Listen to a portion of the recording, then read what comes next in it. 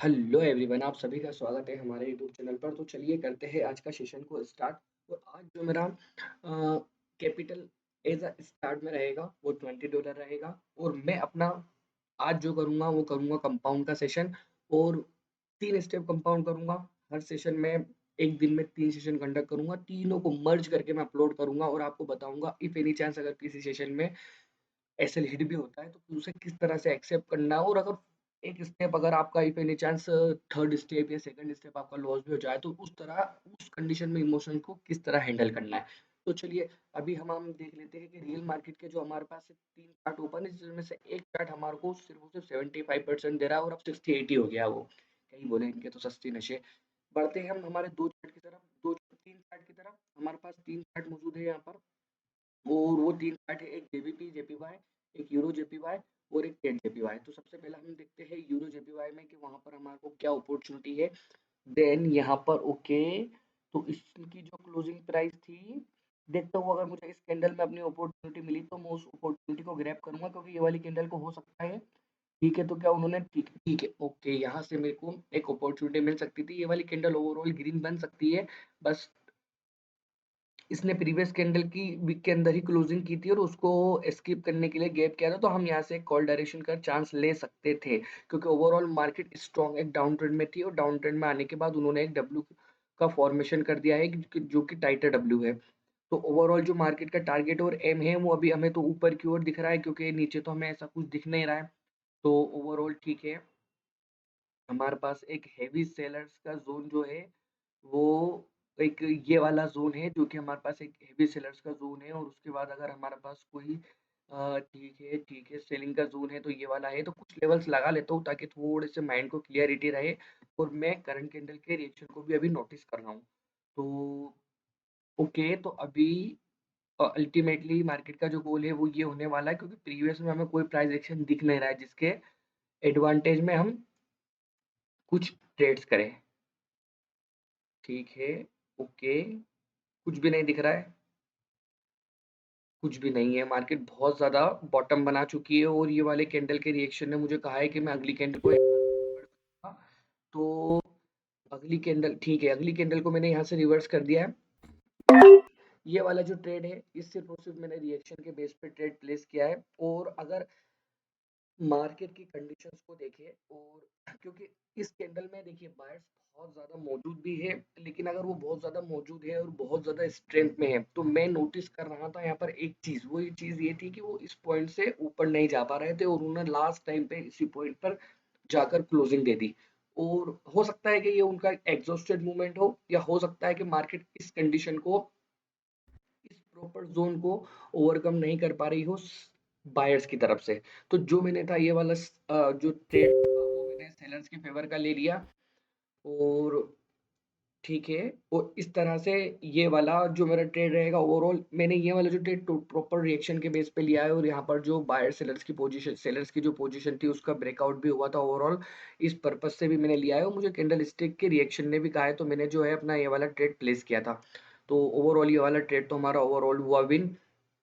बढ़ते हैं हम हमारी अगली ट्रेड की तरफ। आई थिंक मैंने लास्ट टाइम जो ट्रेड ली थी वो मैंने जो प्रीवियस सेशन करा था उसके बाद मैंने कोई ट्रेड ली नहीं। मतलब आप देख सकते हो जो मेरा लास्ट सेशन था वो मैंने अपलोड भी किया था। और थर्ड सेशन था और आई थिंक उसमें मेरा जो थर्ड स्टेप था वो लॉस हो गया था। फिर उसको रिकवर करने के लिए मैंने यहाँ पे 2 ट्रेड्स लिए थे, या फिर रिफंड हुआ था, वो रिफंड हुआ था। फिर एक मैंने लास्ट ट्रेड उसको अगेन लिया था और उसके बाद से जो सेशन कर रहा हूँ मैं वो आज ही कर रहा हूँ।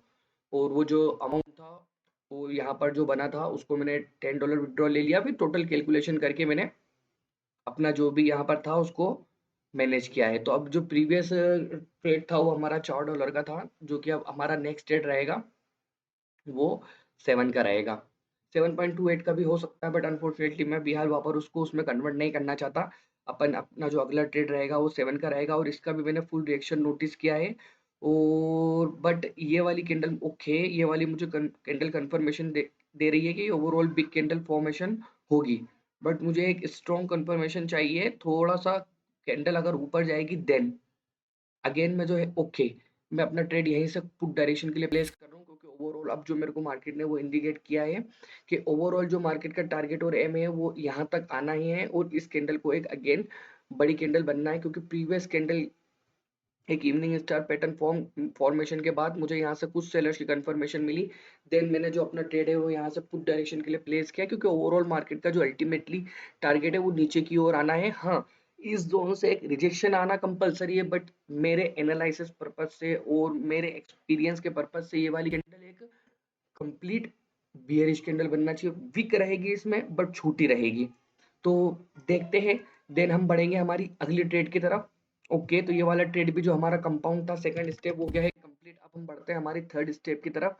तो ओवरऑल जो इसकी जो क्लोजिंग प्राइस थी वो 417 थी और इसकी जो ओपनिंग प्राइस है वो 421 है। तो ओवरऑल क्या प्रीवियस डब्ल्यू को स्किप करने के लिए मार्केट ने गैप अप किया है? तो इसका जवाब हाँ भी हो सकता है और इसका जवाब ना भी हो सकता है, बट यहाँ पर बायर्स के फेवर में जाने की कोई वजह नहीं है, बट सेलर्स के लिए भी जाने के लिए मैं इसलिए कतरा रहा हूँ। मुझे प्रीवियस में दिख रहा है ग्रोविंग मोमेंटम, मतलब every time sellers can be a strong every time. तो ये वाली कैंडल एक वीक कैंडल बन सकती है और इसके बाद एक ग्रीन कैंडल बन सकती है, या बहुत ज्यादा एक रेड कैंडल हेल्दी कैंडल बन सकती है। तो इस कैंडल पर मैं अपना जो है वो ट्रेड प्लेस नहीं करूंगा। मैं चाहता हूँ कि इसके बाद एक कैंडल और बने, क्योंकि मेरा ये थर्ड स्टेप है, मैं उसके बाद अपना ट्रेड प्लेस करूंगा, क्योंकि हो सकता है इसके बाद एक कैंडल ग्रीन आए। जैसा कि मैंने कहा था कि एक छोटी कैंडल बनेगी, तो यहाँ पर मैं श्योर नहीं था, तो मैंने जो है अपना ट्रेड यहाँ पर प्लेस नहीं किया। और इस कैंडल की क्लोजिंग उसके इस कैंडल की क्लोजिंग 414 पर हुई है, जो कि एक सपोर्ट पर है, और इन्होंने इसी सपोर्ट को एस्केप करने के लिए गैप डाउन किया और कैंडल पहला ऊपर भी जा रही है, बट मैं फिर भी अपनी ट्रेड यहाँ से फुट डायरेक्शन की प्लेस नहीं करूंगा, क्योंकि मुझे मालूम है यहाँ से हो सकता है यहाँ से हो सकता है कि एक कैंडल। ओके, ठीक है, ठीक है। अगर मार्केट इस जोन के अंदर आती है और मुझे कुछ इंडिकेट करती है, तो फिर मैं जो अपना ट्रेड है उसके बारे में सोचूंगा कि मुझे किस डायरेक्शन में जाना है। अभी मैं यहाँ से, क्योंकि ओवरऑल मार्केट का अल्टीमेटली टारगेट नीचे है, क्योंकि मोमेंटम स्टार्ट हो गया और मोमेंटम हमें इंडिकेट करता है कि मार्केट का टारगेट शिफ्ट हो गया है, जो कि नीचे की ओर है। तो यहाँ से जो मैं अपना ट्रेड है,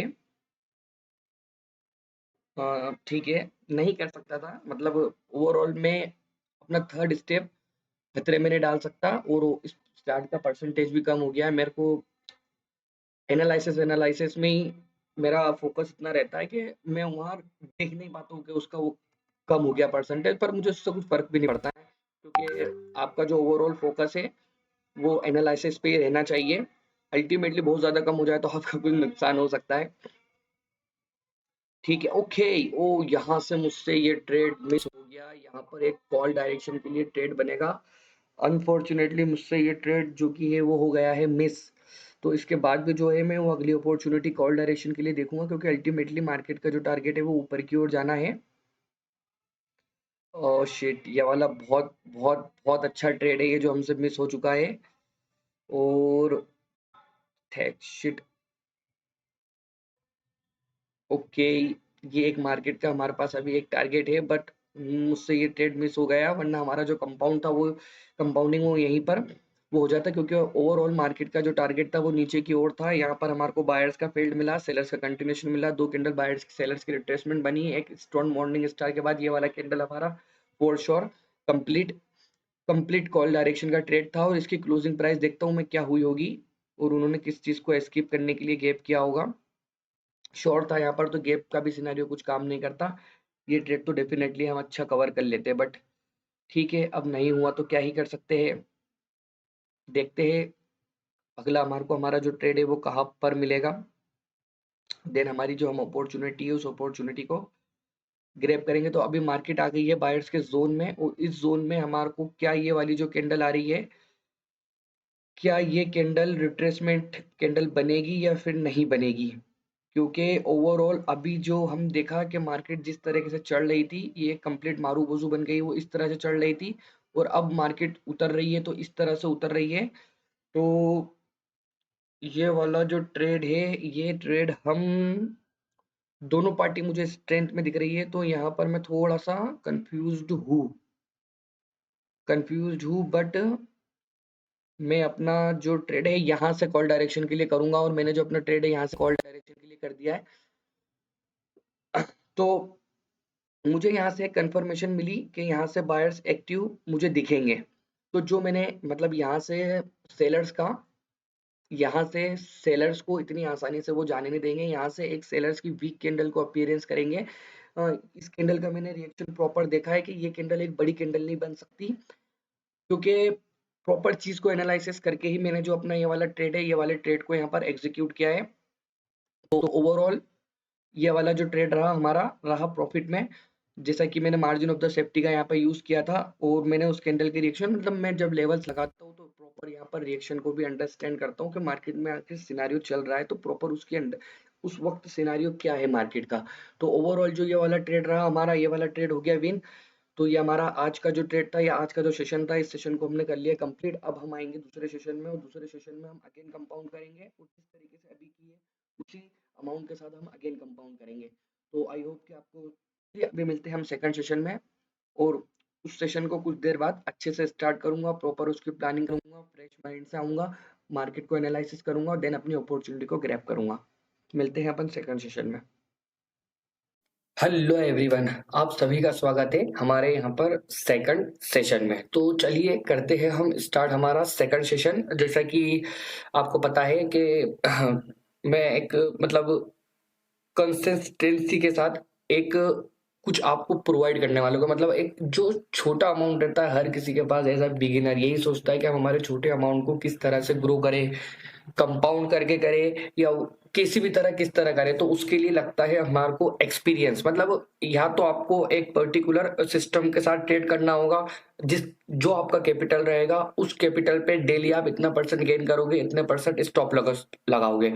और जब आप पर्टिकुलर मार्केट में एक्सपीरियंस हासिल कर लेते हो तो फिर आप वहां पर कंपाउंड का ट्राई करते हो। तो मैं जो कर रहा हूँ अभी कंपाउंड कर रहा हूँ, और इसके बाद जो करूंगा मैं डेली जो 10% रहेगा या फिर इसी के साथ साथ 10% ग्रो का भी एक सीरीज या फिर एक नॉलेजेबल कंटेंट आप लोगों को प्रोवाइड करूंगा। तो अभी करते हैं हमारा सेकंड सेशन स्टार्ट। यहाँ पे अभी हमने हमारा फर्स्ट सेशन किया था, देन हम बढ़ते हैं हमारे सेकंड सेशन की तरफ। स्टार्टिंग ओपनिंग जो ट्रेड अमाउंट रहेगा वो हमारा 4 ही रहेगा। अब हम थोड़ा सा यहाँ पर मार्केट को एनालिसिस कर लेते हैं, मार्केट की ऑब्जर्वेशन कर लेते हैं। हमारे पास जो अपॉर्चुनिटी है वो कैट जेपीवाई में है, यूरो जेबीपी में है। ओके, तो यूरो जेबीपी में मैं अपनी जो अपॉर्चुनिटी रहेगी उसको ग्रैब करने की यहाँ पे कोशिश करूंगा। और ओके, इस कैंडल की क्लोजिंग प्राइस क्या थी, 89। ठीक है ठीक है, हम इसके बाद जो हमारा ट्रेड रहेगा हम उसको ओपन करेंगे। तो अभी ओवरऑल जो मार्केट का टारगेट है वो नीचे की ओर डिसाइड हो गया है, और यहाँ तक तो ओवरऑल मार्केट को आना ही चाहिए। और इसके पहले अगर वो कहीं से पलटते हैं तो उनको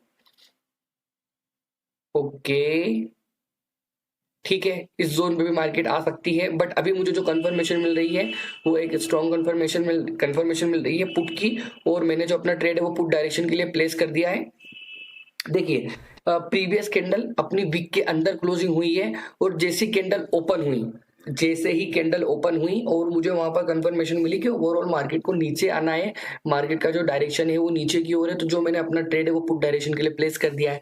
जैसा कि मैंने कहा, इफ एनी चांस अगर मेरा एक ट्रेड लॉस हो भी जाता है, कंपाउंड का मेरा फर्स्ट स्टेप अगर लॉस हो भी जाता है, तो मैं यहाँ पर भी सेकंड स्टेप के लिए जाऊंगा। मुझे इसमें कोई हर्ज वाली बात नहीं है। मुझे अपनी एक्यूरेसी पे, अपने कॉन्सेप्ट पर, अपने लॉजिक्स पर पूरा भरोसा है कि मैं हाँ कर सकता हूं। बट कब, जब आपको मार्केट में एक्सपीरियंस हो जाए तब। तो अभी हाल पर्टिकुलर मार्केट का जो टारगेट है उसको यहां तक आना तो है कि यहां तक मार्केट पर्टिकुलर आएगी। अभी प्रीवियस वीक के अंदर क्लोजिंग हो गई है, बट फिर भी मैंने डाउन का ट्रेड कर दिया, क्योंकि इस सिनेरियो में तो मार्केट कंटिन्यू करती है। बट मुझे कुछ कंफर्मेशन मिली, तो मैंने उस कंफर्मेशन को देख के विद इन अ सेकंड जो अपना ट्रेड है पुट डायरेक्शन के लिए प्लेस कर दिया, और ये वाला भी ट्रेड ओवरऑल हमारा विन हुआ। क्योंकि अभी ओवरऑल मार्केट का जो फ्लो है वो कुछ इस तरह है जो कि नीचे की ओर आने का है, मतलब सेलर्स फुल ट्राई में लगे हुए हैं कि मार्केट को वो नीचे लेके आए। तो बहुत इंपॉर्टेंट है हर चीज मार्केट में, हम किसी सिर्फ और सिर्फ किसी एक नॉलेज के बेस पे या किसी सिर्फ एक चीज के बेस पे हम मार्केट में डोमिनेंस नहीं दिखा सकते, अपने ट्रेड्स पर फुल कॉन्फिडेंट नहीं रह सकते। हमें कुछ ज्यादा कंफर्मेशन चाहिए, मतलब आपको जिस तरह 85% आपकी एक्यूरेसी निकालने के लिए आपको कॉन्फिडेंट भी इतना ही होना चाहिए और इतनी ही आपकी प्रैक्टिस भी होना चाहिए और नॉलेज भी आपको ट्रू होना चाहिए। तो अब बढ़ते हैं हमारी अगली ट्रेड की तरफ, जो कि हमारी $7 की रहेगी। और देखते हैं अब ओवरऑल मार्केट का जो टारगेट है, एम है, वो तो नीचे ही आना है, बट इन केस अगर वो नीचे नहीं आते, इफ एनी चांस अगर वो नीचे नहीं आते तो कहाँ जाएंगे हम, इस चीज की भी थोड़ी सी अंडरस्टैंडिंग वो कर लेते हैं। ओके, ठीक है, डन, ओके, ठीक है।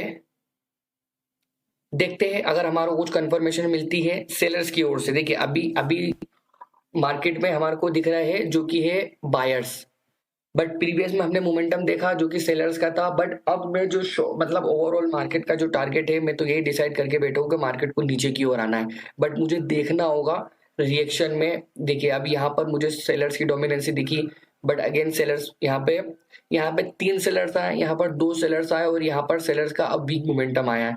तो कितने परसेंट चांस है अब सेलर्स के नीचे जाने के, क्योंकि उनमें आ गई है वीकनेस। यहाँ तो उनमें थी स्ट्रेंथ, बट कोई ऐसा पॉइंट था जिस पॉइंट को देखते हुए उनमें आ गई वीकनेस और बायर्स ने अपना एंट्री पॉइंट चेंज करके भी यहाँ पर आ रहा है। तो मैं देखूंगा, अगर मुझे लगेगा तो मैं अपनी अगली अपॉर्चुनिटी को ग्रैब करूंगा और मैं देखता हूँ कि मुझे वो किसके फेवर में जाना चाहिए। मैं रिएक्शन से भी कंफर्मेशन लूंगा। और इस कैंडल की क्लोजिंग प्राइस 90 पर है, और जब उनकी ओके, तो ये कैंडल तो मुझे इंडिकेट कर रही है कि भाई साहब आप कॉल के लिए जाओ।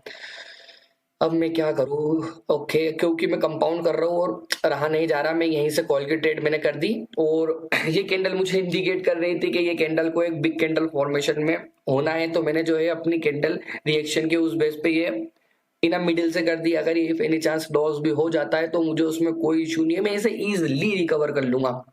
क्योंकि अब जो ओवरऑल मार्केट में एक फ्लो बना हुआ है, वो फ्लो इस तरीके से जा रहा है, तो ये मैंने उस बेस पर ट्रेड कर दिया। और मुझे ये कैंडल चिल्ला चिल्ला के कह रही थी कि मैं थोड़ा सा बड़ा बन सकती हूँ, हाँ इसमें रिजेक्शन आ सकती है अच्छी खासी, बट हो सकता है ये मेरे एंट्री पॉइंट के ऊपर ही रहे। तो जो मैंने अपना अगला ट्रेड था वो कॉल डायरेक्शन के लिए यहाँ पर प्लेस कर दिया। तो बढ़ते हैं हम हमारी अगली ट्रेड की तरफ। ओके, बढ़ते हैं हम हमारी अगली ट्रेड की तरफ। हेलो एवरीवन, आप सभी का स्वागत है हमारे थर्ड सेशन में। तो प्रीवियस जो सेकंड सेशन था, उस सेकंड सेशन में हमारा थर्ड स्टेप हो गया था लॉस, और अनफॉर्चुनेटली टेक्निकल इशू के कारण पता नहीं क्यों वीडियो वो रुक रुक के चल रही थी, और रुक रुक के चलने के बावजूद भी वो अचानक रुक गई, और जो मेरा थर्ड स्टेप लॉस हुआ वो कुछ टेक्निकल इशू के कारण ही वो लॉस हुआ। और एंट्री पॉइंट उसमें मेरा बहुत गलत लगा। फिर उसके बाद मैंने कंप्यूटर लैपटॉप को अपने रीस्टार्ट किया, वापस से सारी चीजें मेंटेन की, और अगेन मैं जो कर रहा हूँ अब अपना थर्ड सेशन स्टार्ट कर रहा हूँ। और देखिए आप देख सकते हो कि यहाँ पर जो मेरा थर्ड स्टेप था वो क्या हो गया, लॉस। और ये हमारा फर्स्ट ट्रेड भी नहीं हुआ, सेकंड ट्रेड भी नहीं हुआ, और उसमें भी वो ट्रेड्स पता नहीं चल रही है, मतलब ट्रेड्स लगी हुई तो पता चल रही है, लेकिन प्रॉपर मैं बोल भी रहा हूँ, आवाज भी आ रही है, लेकिन उसमें कैंडल का मूवमेंट पता नहीं चल रहा है। तो चलिए करते हैं हम हमारा सेकंड सेशन स्टार्ट। ये देख सकते हो आप, हमारा फर्स्ट सेशन करा हमने, सेकंड सेशन करा, और अब हम करेंगे यहाँ पे थर्ड सेशन। और अब क्योंकि मेरा जो सेकंड सेशन था वो उसमें एक तरीके से कंपाउंडिंग सक्सेसफुल नहीं हुई, तो अब यहाँ पर मैं $6 से ट्रेड करूंगा, और यहाँ पर मैं 3 स्टेप कंपाउंड अपने डन करूंगा। फुल कोशिश रहेगा, फुल ट्राई रहेगा, फुल प्रयास रहेगा। अनफॉर्चुनेटली कुछ होता है, इफ एनी चांस अगर सक्सेसफुल नहीं होता है तो वो वीडियो भी मैं आपको दिखाऊंगा, वो अपलोड करूंगा। कि हमेशा जरूरी नहीं कि हम जब कंपाउंडिंग करने बैठे तो आपके मार्केट उस सिनेरियो को रिस्पेक्ट करे। हो सकता है कि अनफॉर्चुनेटली कभी कभी आपके कंपाउंड सक्सेसफुल ना भी हो।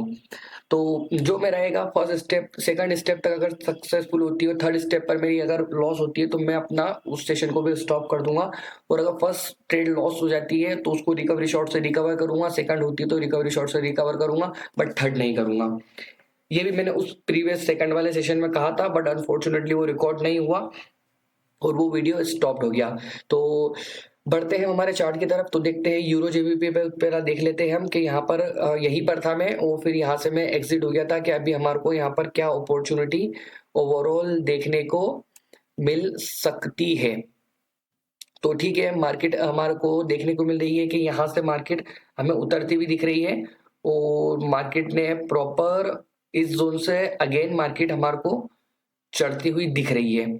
तो ओवरऑल मार्केट का जो टारगेट है क्या वो नीचे की ओर डिसाइड हो गया है, क्या इस एक कैंडल को हम रिट्रेसमेंट बना सकते हैं या फिर नहीं। तो क्योंकि ओवरऑल मार्केट का जो टारगेट है वो नीचे की ओर डिसाइड है, प्राइस का फ्लो भी कह रहा है कि आप अगली कैंडल पे, तो ठीक है मैं अगली कैंडल पे यहाँ पे पुट डायरेक्शन के लिए ट्रेड करूंगा अगर मुझे मार्केट कंडीशन ने इंडिकेट किया तो, या फिर इन दो कैंडल को मैं फुल रिट्रेसमेंट बनाने का प्रयास करूंगा अगर मुझे रिएक्शन ने कंफर्मेशन दी तो, क्योंकि ओवरऑल ऊपर से मुझे सेलर्स की नीचे की ओर कंफर्मेशन मिल रही है और प्राइस की भी कंफर्मेशन मिल रही है और एक ट्रेंड लाइन की भी मुझे कंफर्मेशन मिल रही है कि ओवरऑल मार्केट को नीचे की ओर आना है। बट इसके बाद अगली कैंडल पे जो मेरा ट्रेड होने वाला है वो कॉल डायरेक्शन के लिए होने वाला है और इस कैंडल की जो क्लोजिंग प्राइस है वो 78 पर हिट हुई है, जो कि एक गैप का लेवल है, मतलब एक ओवरलैप का लेवल है। और यहाँ से मुझे मुझे कंफर्मेशन मिल चुकी है और मैंने जो अपने ट्रेड है वो मिडिल में से ही लगा दी है, क्योंकि अब मुझे इस कैंडल से ये कंफर्मेशन मिल चुकी है कि जो ये कैंडल बनेगी वो बिग कैंडल के रूप में फॉर्मेशन होगी। तो मैंने अपनी ट्रेड इन मिडिल से ही लगा दी है। अगेन इससे पहला भी सेकंड वाले सेशन में मुझे वो ट्रेड मिली थी जो मैंने इना मिडिल में से लगा दी थी और यहाँ पर मुझे फर्स्ट कैंडल में ही वो कंफर्मेशन मिल गई फर्स्ट ट्रेड में, जो मैंने यहाँ मिडिल में से ट्रेड लगा दी। अनफॉर्चुनेटली अगर इसमें रिजेक्शन आती है और ये रिजेक्शन के साथ क्लोज होती है और अगर हमारा लॉस होता है तो हम इजिली इसे वन स्टेप से रिकवर करेंगे और मार्केट में जो अपनी अपॉर्चुनिटी है उस अपॉर्चुनिटी को ग्रैब करेंगे। ऐसा मेरे एक्सपीरियंस के पर्पज से ये कैंडल एक स्ट्रॉन्ग बनना चाहिए और ऊपर से इसमें रिजेक्शन होना चाहिए, बट छोटी रिजेक्शन होना चाहिए, मतलब ये कंप्लीट कैंडल बनना चाहिए। अभी यहाँ से एक हेल्दी रिजेक्शन नहीं आना चाहिए। तो ओवरऑल यहाँ पर हेल्दी रिजेक्शन तो नहीं आई लेकिन छोटी रिजेक्शन भी नहीं आई और इसको एक अपन अच्छी रिजेक्शन मानते हैं। और अगेन कैंडल ने क्लोजिंग हमारे ओवरलेप के लेवल पर दे दी है, तो जो अगला ट्रेड रहेगा वो हमारा $11 का रहेगा। बढ़ते हैं हमारी अगली ट्रेड की तरफ और ये कैंडल भी मुझे इंडिकेट कर रही है कि आप ऊपर की ओर जा सकते हो, नीचे की तरफ से मोमेंटम स्टार्ट हो गया है, बट मुझे ट्रेंड लाइन इंडिकेट कर रही है कि भाई अभी तुम नहीं जा सकते। वो ट्रेंड लाइन मैं आपको लगा कर दिखा देता हूँ कि मैं क्यों नहीं गया। और प्रीवियस कैंडल में भी वो ट्रेंड लाइन इंडिकेट कर रही थी मुझे, बट यहाँ पर वो एक स्ट्रॉन्ग कंफर्मेशन है, इसलिए मैं अपनी ट्रेड के साथ यहाँ पर अगली इसके साथ बाय की अपॉर्चुनिटी मैंने नहीं देखी। और अगली कैंडल पर तो जो मैं कह रहा था कि मुझे इंडिकेट कर रही है वो यहाँ पर मैं कुछ इस तरीके से मार्केट को देख रहा था कि हाँ हो सकता है कि यहाँ पर एक कैंडल हमारे को देखने को मिल जाए। तो अभी जो यहाँ पर मूव है वो हमारे को सेलर्स का देखने को मिल गया है और अगेन एक मोमेंटम के बाद हमारे को सेलर्स की डोमिनेंसी देखने को मिल गई है। तो जो अगला ट्रेड रहेगा वो मेरा कॉल डायरेक्शन का या पुट डायरेक्शन का जो भी होगा मैं उसे इजिली ओके ठीक है नहीं नहीं देखते हैं अगला ट्रेड हमारा हम किस डायरेक्शन में प्लेस करते हैं। मैं सोच रहा हूँ चार्ट चेंज कर दूं क्योंकि मेरे पास अपॉर्चुनिटी बहुत सारी है।